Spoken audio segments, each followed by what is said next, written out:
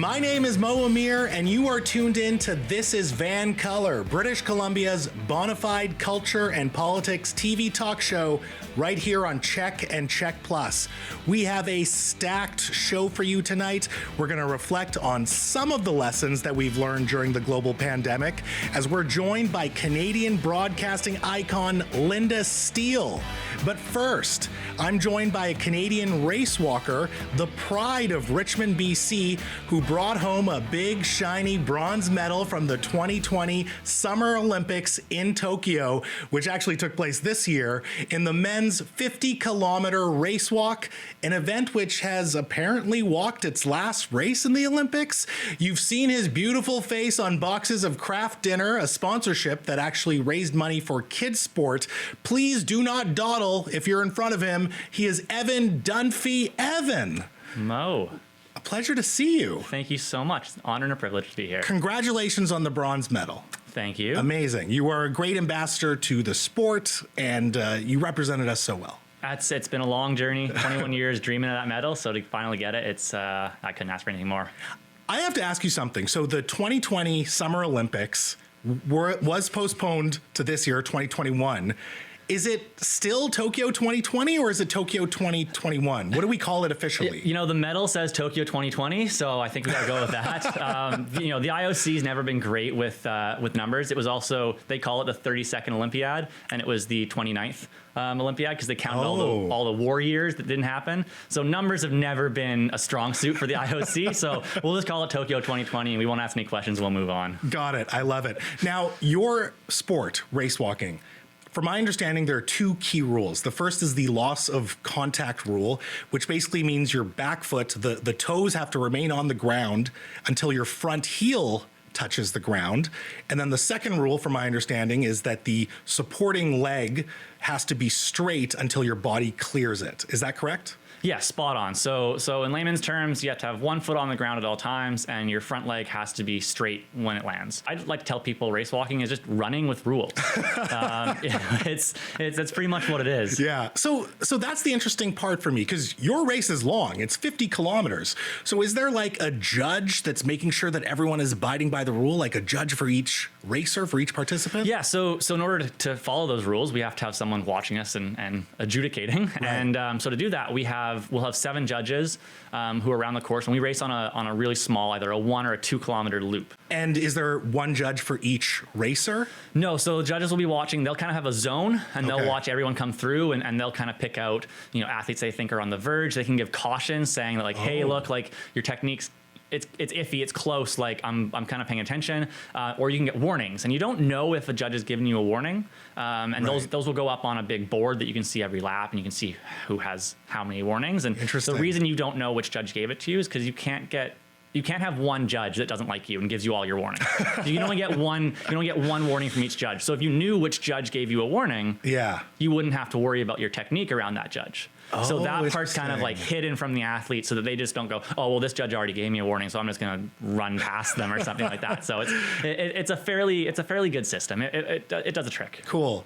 So the International Olympic Committee has decided that your event in race walking, the 50-kilometer men's race, is not going to exist any longer. What's their reasoning? Why are they doing this? Yeah. You just won the bronze. Yeah, it's been a long time coming, unfortunately. The IOC has their reasoning. I have my reasoning. But their reasoning, first and foremost, is a gender equality thing, which is spot on. The 50K race walk is the only event in athletics and track and field where there's not a women's equivalent. We've been fighting for years as athletes to get a women's 50K. We finally got one at our World Championships in 2017, and it's awesome. We went from being the least equitable event to the most equitable. We race at the same time on the same course simultaneously. It's so much fun. I love it.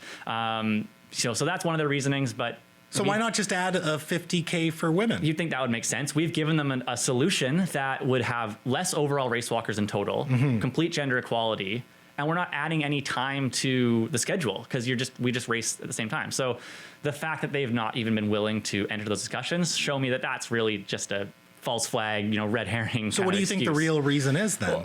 Well, the other thing they look at is they say, oh, it's too long. They have 4 days of golf. So I don't, that doesn't really sit well with me either. And then their final reasoning is that it doesn't, their big thing right now is the youth. We gotta connect with the youths. And they say that race walking doesn't do that, which might be true. I did hear from tons of parents who said that their kids watched my entire race. I had family in New Zealand that pulled their kids out of school for the day and said, this is better. Watch this. You'll learn more watching this than you'll learn at school today. Sure. Well, what would you say to someone who goes, listen, Evan, just run the 20K? Yeah, there is a 20K, and that's a totally fair question.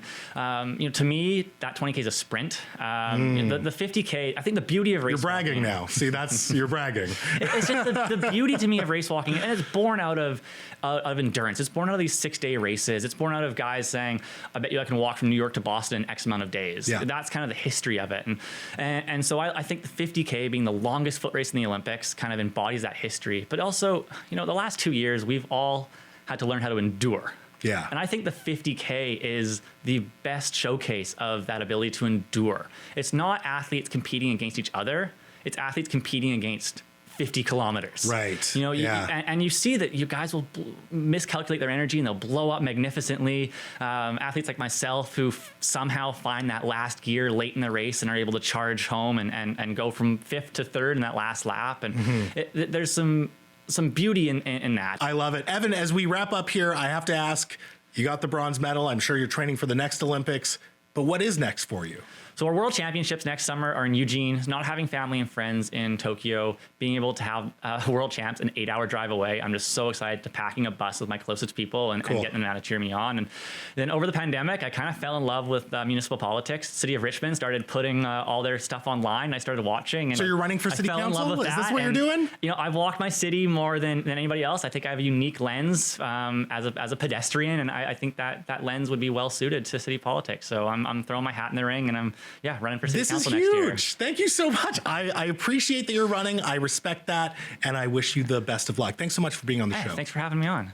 Folks, that was Evan Dunfee, Olympic medalist, race walker, and just all-around good dude. Stick around because after some business, I sit down with an absolute legend in Canadian media. She brought me into the mainstream, and I'm forever indebted to her. She left the broadcast booth earlier this year, but she's back for one night only to talk about what she learned during the pandemic. The powerful Linda Steele is up next. I'm Mo Amir. This is Vancolour.